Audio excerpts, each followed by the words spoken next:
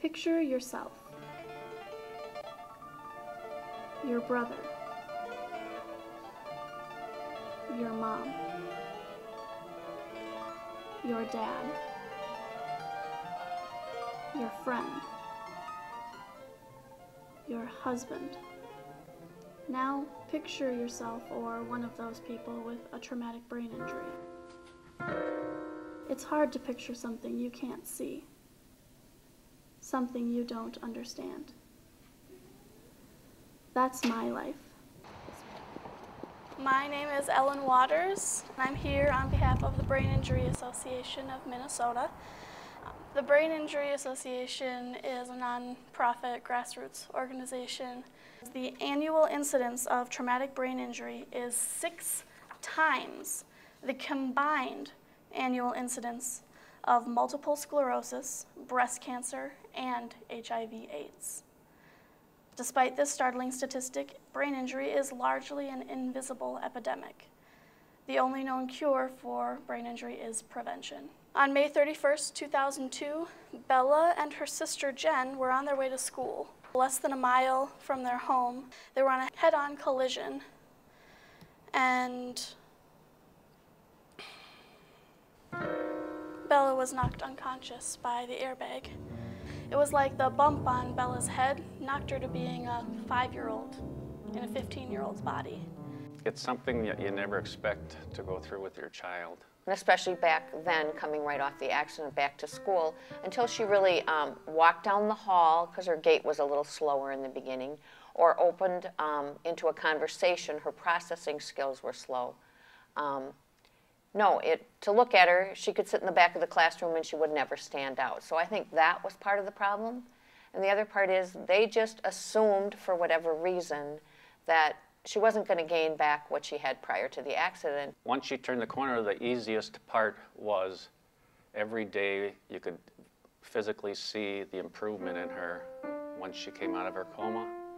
And it was actually exciting. After no one thought she would survive, let alone graduate from high school, learn to drive, go to college, buy a house, move out of her parents' house and get married, she has beaten all of the odds. In 2002, just over 8 years ago, that 15-year-old girl was me. I'd like you to lift your right foot slightly off the ground and begin to circle it clockwise. Take the piece of paper and pen or pencil that I handed out, and I want you to write your first, middle, and last name in cursive while continuing to circle your foot counterclockwise. It's pretty difficult, isn't it? Yeah. And the foot went the other way. Just because you can't see the disability, you need to be patient because the disability is there. I actually had a niece who sat at Ellen's bedside for all of the 3 months and was a great support to me, and yet when I visited with her not too long ago and said, oh, well, I was going on the TBI march, and she looked at me and said, what's TBI? Can you pick me out of a crowd? My name is Nick Bale. I suffered a traumatic brain injury at age 14. I am currently a full-time college student, and I'm planning on attending graduate school. I went through all the trouble surviving a brain injury. I'm not going to quit now. I had a lot of friends beforehand, a few close ones, but...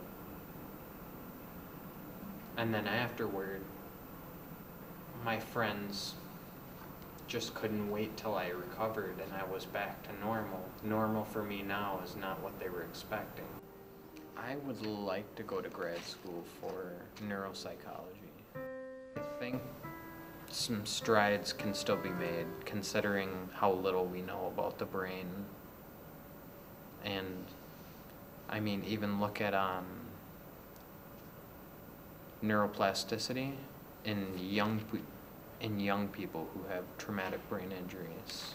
They have a distinct advantage over an older person. 2 heads are better than 1. So let's put our brains together to support brain research. Let's put our brains together To support brain research. Visit www